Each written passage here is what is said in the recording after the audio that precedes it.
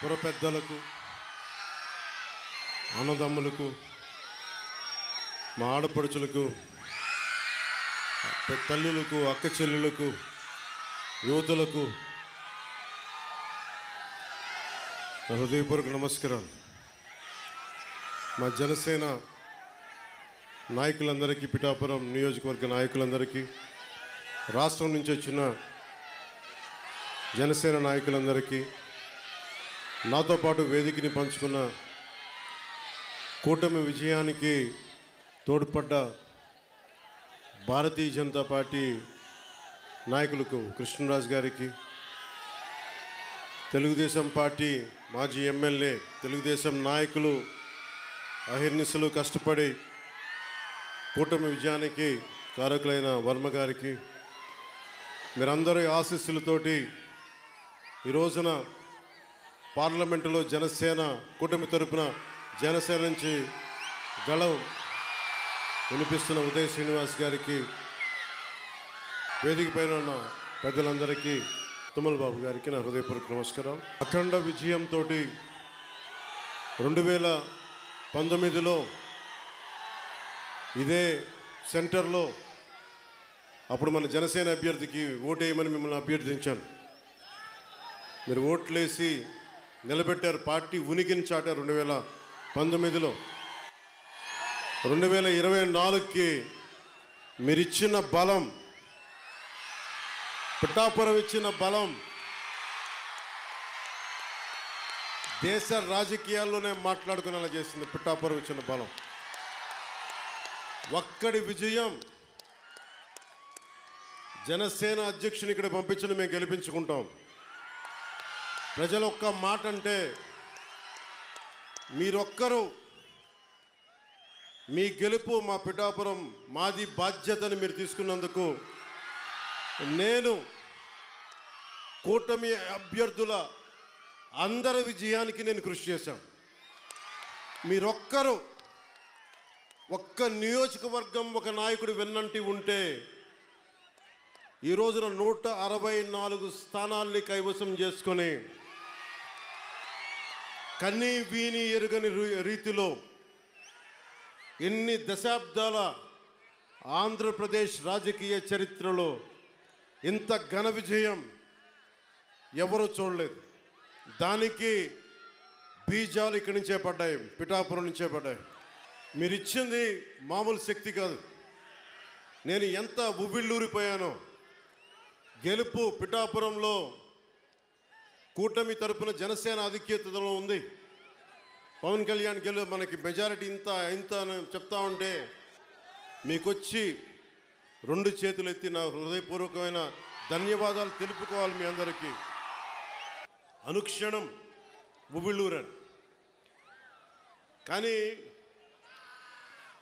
నేను ఒక కూటమిని కీలకంగా భారతీయ జనతా పార్టీ అగ్రనాయకత్వంతో సంప్రదింపులు జరిపిన వాడిని, కూటమిని ముందుకు తీసుకెళ్ళిన వాడిని కాబట్టి నాకు బాధ్యతలు ఎక్కువైపోయాను.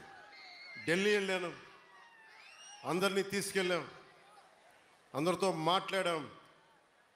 మనకి ఏమేం కావాలి, ఎలాంటి పరిస్థితుల్లో ఉన్నాం వివరించే పరిస్థితులతో పాటు నాకు నిజానికి చెప్పాలంటే నేను ఎమ్మెల్యేగా కూడా అసలు నేనేం అనుకోలే. నా కర్తవ్యం ఒకటే, తల్లి డొక్కా సీతమ్మ చనిపోయి పుణ్యలోకాల్లో ఉంది. కానీ ఆకలిని ఎవరన్నా తల్లి డొక్కా సీతమ్మ నాకు ఆకలేస్తుంది అన్నం పెట్టి ఉంటే అందరూ బయటకు వచ్చేవారు. ఆవిడొచ్చి ఆకలున్న ప్రతి కడుపు నింపేది. అదే స్ఫూర్తితోటి కష్టంలో ఉన్న మన సగటు మనిషికి నిలబడాలి అన్న తపన తప్ప దాంట్లో పదవులు వస్తాయా, అధికారం వస్తా నేనేం ఆశించలే. కానీ ఈ రోజున ఉప ముఖ్యమంత్రి ఇక్కడ ఎమ్మెల్యేగా గెలిపించడమే కాకుండా నేను కోరుకొని ఉప ముఖ్యమంత్రి స్థానాన్ని కూడా మీరు మనస్ఫూర్తిగా వచ్చినందుకు దానికి ఆ విజయాన్ని మీకే అంకితం చేస్తున్నాను. ఎమ్మెల్యేగా గెలిపించారు. మీరిచ్చిన స్ఫూర్తిని తీసుకొని పిఠాపురంలోనే పవన్ కళ్యాణ్ని గెలిపించాలి అంటే జనసేన ఉన్న ప్రతి చోట మనం తీసుకున్న తక్కువ సీట్లే 100% గెలవాలి అని ఒక్క పిలుపునిస్తే భారతదేశంలో ఎన్ని స్థానాలు గెలుచుకున్నది ఎంత న్యూస్ అయిందో లేదో తెలియదు, కానీ ఇన్ని దశాబ్దాలు 21 సీట్లు పోటీ, మన అసెంబ్లీ స్థానాలు, 2 పార్లమెంట్లు, 23 స్థానాలకి 23 స్థానాలు 100% స్ట్రైకింగ్ రేట్ 100% గెలుచుకోగలిగామంటే మీరు ఎంత బలంగా నిలబడ్డారో ఈ రోజున. దేశం మొత్తం ఒక చరిత్ర అయింది అది. భారతదేశపు రాజకీయ చరిత్రలో ఇలాంటి అద్భుతమైన విజయం ఎవరు చూడలా. అది ఇచ్చినందుకు జన సైనికులకి, ముందుగా వీర మహిళలకి, కూటమి నేతలందరికీ, కూటమి కార్యకర్తలందరికీ, అసలు జనసేన అనేది ఎందుకు మాట్లాడారంటే ముందుగా భయంతో ఉండిపోయాం. 2019 నుంచి 2024 వరకు భయంతో ఉండిపోయింది ఈ నేల. 5 కోట్ల మంది ప్రజలు కొద్ది మంది చేతిలో భయపడతారా? ఐపీఎస్లు, ఐఏఎస్లు, అధికార యంత్రాంగం భయపడిపోయే పరిస్థితుల్లో నేను బయటకు వచ్చి నిలబడితే, అన్నా నీతో పాటు మేము ఉన్నామని మా తల్లులు, మా అక్క చెల్లెలు, మా ఆడపడుచులు, మా వీర మహిళలు రౌడీలకు ఎదురొచ్చారు, కేసులు పెట్టించుకున్నారు, అటెంప్ట్ టు మర్డర్ కేసులు కూడా పెట్టేశారు. ఇక జన సైనికులు మబ్బుల్లో పరిగెత్తే పిడుగులు లాంటి జన సైనికుల గురించి చెప్పక్కర్లా. మీరు ధైర్యం ఇస్తే, కొత్త తరమే ఇంత పోటీ చేస్తున్నప్పుడు అనుభవం ఉన్న మన తరం ఎంత పోటీ చేయాలని తెలుగుదేశం నాయకులు బయటకు వచ్చారు.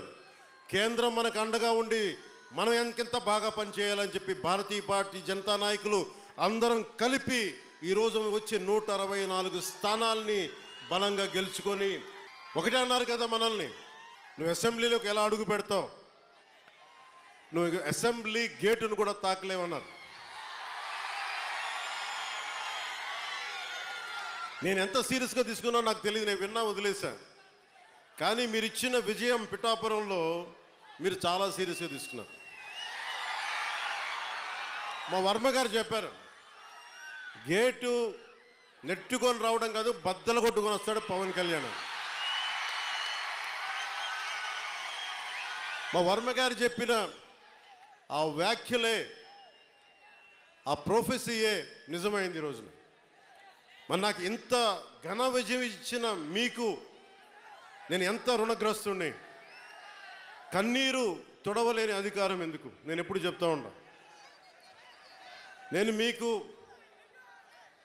కష్టమైన, క్లిష్టమైన పంచాయతీరాజ్ శాఖనే తీసుకున్నాను. చాలామంది అడిగారు హోంశాఖ తీసుకోండి, లేదంటే ఫైనాన్స్ తీసుకోండి, లేదంటే రెవెన్యూ, ఇట్లాంటివన్నీ మాట్లాడుతున్నా. నాకేమొద్దు. ఈ రోడ్డు గ్రామ స్వరాజ్యం కోసం బాపూజీ కలలు కన్నారు. ఆ కళలు నెరవేర్చడం కోసం నేను పంచాయతీరాజ్ శాఖ తీసుకున్నాను. నేను ఒకటే చెప్పాను అధికార యంత్రాంగానికి అందరికీ మొట్టమొదటి మీటింగ్లో, నాకు లంచాలు అవసరం లేదు, మిమ్మల్ని ఎవరిని డబ్బులు అడగను, నేను ఈ కాంట్రాక్ట్ ఎవరికి ఇస్తున్నారని అడగను. కానీ నేను అడిగేదల్లా ఇచ్చిన కాంట్రాక్టర్ సవ్యంగా పనిచేస్తాడా లేదా, అదొకటే అడుగుతున్నాను. అలాగే ముందస్తుగా చెప్పిన మీటింగ్లో, రివ్యూ మీటింగ్లో ఒకటే అడిగా, నేను ఇప్పుడు దాకా నా జీవితంలో నేను సంపాదించిన డబ్బు అకౌంట్లో కూడా ఎప్పుడు చూడడం. ఖర్చు అయితే ఖర్చు అయింది, ట్యాక్స్ వచ్చే డబ్బులు వచ్చినాయి, ట్యాక్స్ కట్టే ఇంతే పెట్టుకున్నా. కానీ ప్రజల డబ్బు వచ్చేటప్పటికి, మీ డబ్బు అనేటప్పటికి ఎంత ఒళ్ళు ఉంచి పనిచేశానంటే, ఎంత ఒళ్ళు ఉంచి పనిచేస్తున్నాను, ప్రతి రూపాయికి లెక్క అడుగుతున్నా. ప్రతి రూపాయికి మీ కష్టం, అది మీ స్వార్జితం. తాజ్మహల్ కట్టి నిర్మాణానికి రాళ్ళెత్తిన కూలీలు ఎవరంటారు? ఈ దేశ ప్రగతికి కండలు కరిగించింది ఎవరు? ఈ దేశ ప్రగతికి రక్త మాంసాలని ధారపోసింది ఎవరు? అది ప్రజలు, అది మీరు. అందుకే నాకు బాధ్యత ఉంది. నేను మీకు ఈరోజు నేను చెప్తా ఉన్నాను, ఆ రోజున ప్రమాణ స్వీకారం చేశాను. మొన్న మన కార్యకర్తల సమావేశంలో ప్రమాణ స్వీకారం చేశాను. ఎమ్మెల్యేగా నేను ఈరోజు మళ్ళీ మీ ముందు ప్రమాణ స్వీకారం చేస్తున్నాను. పవన్ కళ్యాణ్ అనే నేను భారత రాజ్యాంగానికి కట్టుబడి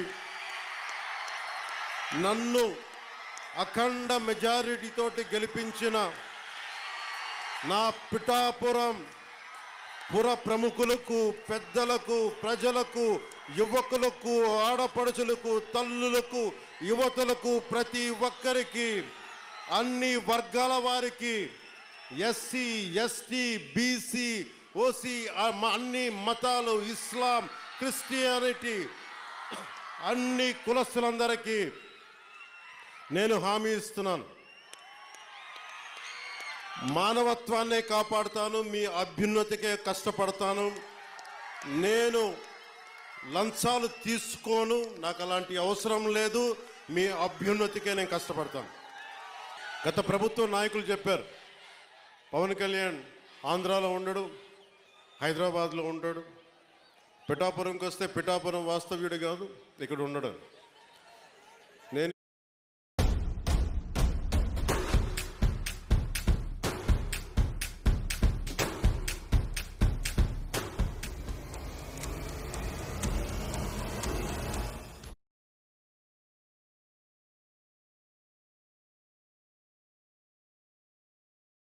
ఈ రోజున పిఠాపురం వాస్తవ్యుడిగా, సంపూర్ణ వాస్తవ్యుడిగా మారాను. ఎలా ఇందాకే ఒక రిజిస్ట్రేషన్ పేపర్ సంతకం పెట్టాను, ఒక 3 ఎకరాలు కొని ఇప్పుడే సంతకాలు పెట్టి వచ్చాను, రిజిస్ట్రేషన్ చేసి వచ్చాను. ఆ మాట చెప్పడానికి లేట్ అయింది రావడానికి. నాకు ఒక్కటే, నేను మీకు అండగా ఉండే వ్యక్తిని. నేను మీరు చూడండి, మీరు నాకు గుప్పిడంత గుండె బలం ఇస్తే నేను హిమాలయ పర్వతాలనంత బలంతో, తేజస్సుతోటి మన కూటమికే అండగా, విజయానికే మేమందరం అండగా పనిచేస్తాం. మీరు ఇచ్చిన స్ఫూర్తి. మీరు యువత ప్రతిసారి నలిగిపోతూ ఉన్నారు. మన వెళ్తా అన్న మాకు ఉద్యోగాలు లేవు, ఐటీ పరిశ్రమలు తీసుకురా అన్న, మాకు పరిశ్రమలు తీసుకురా. ఇందాక వెళ్తే దారి పొడవునా మాకు నీళ్ళు రావట్లేదు. పక్కనే కేంద్రం పథకంతో వచ్చే నీటి పథకాలు ఉన్నా కానీ పక్కనే 50 అడుగులు కూడా లేని పక్కనే ఉన్న గ్రామానికి నీళ్ళు రావట్లా. వీటి వెనక కావాల్సింది అధికార యంత్రాంగాన్ని కొంచెం ప్రేమగా మాట్లాడి, బాధ్యతగా మాట్లాడి, గౌరవంగా మాట్లాడే పనిచేసే నాయకత్వం కావాలి. నేను అధికారులకి, మన నాయకులందరికీ ఒకటే చెప్పాను, నేను ప్రభుత్వ ఉద్యోగి కొడుకుని, ప్రభుత్వ ఉద్యోగులకి మేము గౌరవిస్తాం. నాయకులందరికీ చెప్పాను, మీరు ఎమ్మెల్యేలుగా గెలిచి అధికార యంత్రాంగం మీద జులుం ప్రదర్శిస్తే మటుకు క్రమశిక్షణ చర్యలు ఉంటాయి. అధికారులకి చాలా చాలా గౌరవం ఇవ్వండి. ఒకవేళ తప్పేదైనా ఉంటే అది మాట్లాడే విధానం వేరే ఉంటుంది. కానీ మీరు గత ప్రభుత్వం నాయకుల్లాగా దౌర్జన్యపూరితంగా బెదిరిస్తే పార్టీ పరంగా క్రమశిక్షణ చర్యలు ఉంటాయని చాలా రివ్యూ మీటింగ్లో చాలాసార్లు చెప్పాను నేను. ఎందుకంటే నోరు మంచిదైతే ఊరు మంచిది అవుతుంటారు. నేను ఒక అధికారి దగ్గరికి వెళ్ళి మీకు నీటికి రావాలి అంటే చొక్కా పట్టుకునో బూతులు తిడితే ఎవరు మాట్లాడతారు? మాట్లాడాలి. వాళ్ళ కష్టం కూడా అర్థం చేసుకోవాలి, వారి కష్టాలను కూడా అర్థం చేసుకునే మాట్లాడాను. అందుకని నేను ప్రప్రథమంగా మీకు ఇచ్చిన హామీలు తాగునీరు, సాగునీరు, విద్య, వైద్యం, ఉపాధి అవకాశాలు.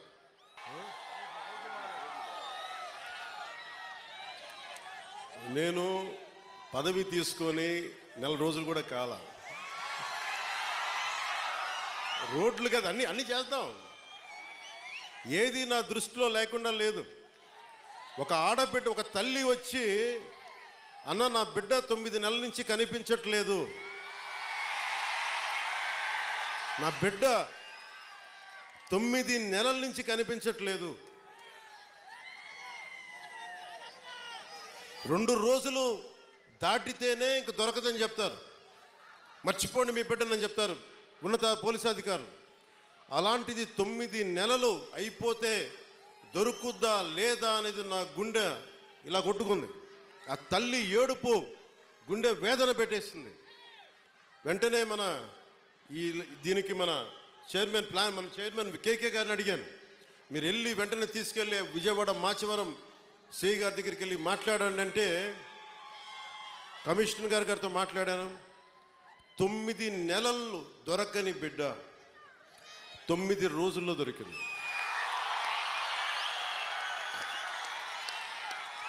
నేను ఈ 9 రోజులు నవరాత్రులాగా అయిపోయినాయి నాకు. ఆ బిడ్డ దొరుకుద్దా లేదా తల్లిని ఒకటే వేడుకున్నా.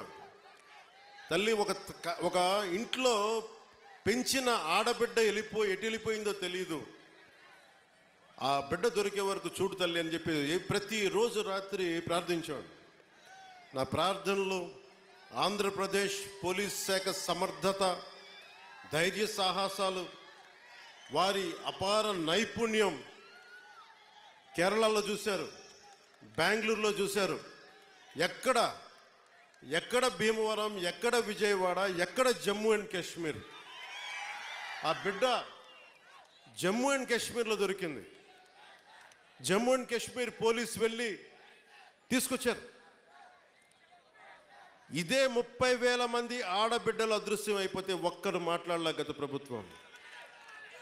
మీరు ఎందుకు చెప్తున్నానంటే, మీరు పిఠాపురం పెద్దలు, యువత, సమస్త ప్రజానీకం, తల్లులు, ఆడపడుచులు ఒక్క వ్యక్తి వెంట మీరు నడిస్తే, మేమందరం కలిసి ఒక కూటమినే గెలిపిస్తే, మీరిచ్చిన బలం 9 నెలలు బిడ్డ దొరకక, ఆచూకీకి దొరకక, కడుపు ఉండలు చుట్టుకుపోయి పడుతున్న ఒక మాతృమూర్తికి మీరు ఆనందం కలిగించారు. మీరు ఇచ్చిన నిలబడినందుకు మీకు జోహార్లు, మీ అందరికీ ధన్యవాదాలు. అంటే ఇది 9 నెలలు దొరకంది 9 రోజుల్లో దొరకగలిగింది అంటే పోలీసింగ్లో తప్పు లేదు, వ్యవస్థని నడిపించే నాయకత్వంలో తప్పు ఉంది. సరైన నాయకత్వం గనక రాష్ట్రాల్లో ఉంటే ఇలాంటి సమస్యలు చాలా తక్కువలో ఉంటాయి. నా దాకా మొన్న ఉన్నతాధికారితో మాట్లాడుతున్నా, మీ దాకా వచ్చి దాదాపు ఒక ఐజీ స్థాయి అధికారి చెప్తా ఉన్నారు, మీ దాకా వచ్చి సమస్య పరిష్కారం అయిందంటే కింద స్థాయిలో వ్యవస్థలు సరిగ్గా మీ అంత బలంగా పనిచేయట్లేదు, అది మేము కూడా సరిదిద్దుకోవాలని ఒక ఐజీ స్థాయి అధికారి చెప్తుంటే నాకు నిజంగా చాలా ఆనందం కలిగింది. ఆ మార్పు వచ్చింది. ఒక్కొక్క ఎమ్మెల్యేకి నాకు 70,000 నేను అనుకున్నాను, అందరూ అనుకున్నారు. పిఠాపురంలోనే పవన్ కళ్యాణ్ నెంబర్ 1 మెజారిటీ వస్తుందని అందరూ చెప్తా ఉంటే ఏమో అనుకున్నా, నేను ఒకటే అనుకున్నా, గెలిపిస్తే సంతోషం అనుకున్నా. సో మీరు 70,000 ఓటు పైచులకు ఇచ్చారు. నేను అడిగాను, సార్ ఇదే ఎవరో వచ్చారు నా దగ్గరికి, మీదే నెంబర్ 1 మెజారిటీ అవుతుందని అడుగుతా ఉంటే అడిగాను, మొన్న అన్నారు కదా ఇప్పుడేంటి పరిస్థితి అంటే, సారీ సార్ మీది కాదు, అటంతా వైజాగ్, ఉత్తరాంధ్ర ఏ మూలకెళ్ళినా 30,000 తక్కువ, 10,000 అసలు కనీసం 10,000 తక్కువ, ఎవరికి మెజారిటీలు తక్కువ లేవు. అది కనిష్టం. ఒక్కొక్కరికి 90,000, 98,000 ఏదో ఎంపీ ఎలక్షన్లాగా వేశారు. అంటే ఎంత నిలబడ్డారు ఈ రాష్ట్ర ప్రజానికం, రాష్ట్ర యువత ఎంత విసిగిపోయారు గత ప్రభుత్వం మీద.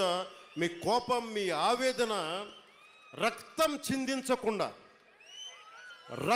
చిందించకుండా ప్రజాస్వామ్య విధానాల ద్వారా ఒక విప్లవాన్ని తీసుకొచ్చారు. ఒక అరాచక ప్రభుత్వాన్ని కింద కూలదోసి మీరు మట్టిలో కలిపేశారు. అంటే ప్రజాస్వామ్యం తాలూకా శక్తి, నాయకుల్లో గనక శక్తి సమర్థత ఉంటే అలాంటి 151 స్థానాలున్న ఒక ప్రభుత్వాన్ని, ఒక అరాచక ప్రభుత్వాన్ని 11 స్థానాలకి కుదించారంటే ప్రజాస్వామ్యం తాలూకు అత్యంత గొప్ప లక్షణం. అది మీరు పాల్గొనుంటేనే విదేశాల నుంచి, పక్క రాష్ట్రాల నుంచి రైళ్లు, బస్సులు, ఎక్కడో హైదరాబాద్ నుంచి, బెంగళూరు నుంచి పిఠాపురం కూడా ఓట్లు మార్పించుకునే వ్యక్తులు ఉన్నారు. ఎందుకంటే మేము ఉన్నాం ఇక్కడ, బంధువులు మనకు వాళ్ళకి ఇల్లు వదిలేసి వెళ్ళిపోయారు వేరే ఊర్లకి, తిరిగి వచ్చి వాళ్ళ స్వస్థలాలకు వచ్చి పిఠాపురంకి వచ్చి మాకు 5 ఓట్లైనా సరే మా 5 ఓట్లు మేము ఇక్కడ రిజిస్టర్ చేయించుకుంటామని చెప్పి రిజిస్టర్ చేయించుకొని కూటమికి నిలబడ్డారు. అసలు ఈ అఖండ మెజారిటీలు మన స్పీకర్ మన అయ్యన పాత్రుడు గారు మాట్లాడుతూ ఎన్టీ రామారావు గారు పార్టీ పెట్టిన సమయంలో కూడా గెలిచాం, కానీ ఇంత మెజారిటీలు మేము ఎప్పుడూ చూడలేదు. ఆ ఘనత మీకే దక్కింది. అంటే మీకు ఇంత అద్భుతంగా మీరు అంటే ఈ తరం, ఒక పెద్ద తరం ఆడపడుచులు, యువతులు మీ కోపం, మీ ఆవేదన ఓట్ల రూపంలో మళ్లించి ఈ కూటమి తెలుగుదేశం, జనసేన, భారతీయ జనతా పార్టీ ప్రభుత్వ కూటమిని గెలిపించినందుకు మీకు చేతులెత్తి రెండు చేతులెత్తి మీకు నమస్కరిస్తున్నాం. ఈ ఉపోద్ఘాతం అంతా ఎందుకు చెప్పాను? ఇందాక రోడ్ల గురించి అడుగుతూ ఉన్నారు మీరు. అంటే ఒక 9 నెలల సమస్యనే పరిష్కరించగలిగిన వాళ్ళం ఒక ఆడబిడ్డ పోతే రోజువారీ మనం నడిచే రోడ్లని మేము వేయమా, చెయ్యమా? గత ప్రభుత్వ నాయకులు ఏం చెప్పారు? వీళ్ళు రాగానే పెన్షన్లు కూడా ఇవ్వలేరు. మరి ఏం చేశాం? మొదటి తారీఖుకి మొత్తం ఇచ్చేసాం. 90% ఇచ్చాం మనం. మొదటి తారీఖుకి 5,000 కాదు 6,000 ఇస్తే చాలన్నా మేము దివ్యాంగులు అంటే 6,000 కాదు 15,000 ఇచ్చాం. మీరు ఊహించండి ఎంత. అంటే ఇది నేను ఎందుకు కూటమి అలయన్స్ అని ఎందుకు తపన పడేవాడిని అంటే, ఒక దేహానికి ఒక రక్తనాళం సరిపోదు, ఒక దేశానికి ఒక నది చాలదన్నట్టుగా ఈ రాష్ట్రానికి 5 కోట్ల మంది, రాష్ట్రానికి చాలా పార్టీలు, చాలామంది నాయకులు కలిస్తే తప్ప ఈ సమస్యని అప్పుల ఊబిలోకి నెట్టేసి, రాష్ట్ర విభజన తర్వాత డబ్బులు లేకుండా అయిపోయిన రాష్ట్రానికి, అప్పుల ఊబిలో నెట్టేసిన రాష్ట్రానికి చాలా మంది కమిటెడ్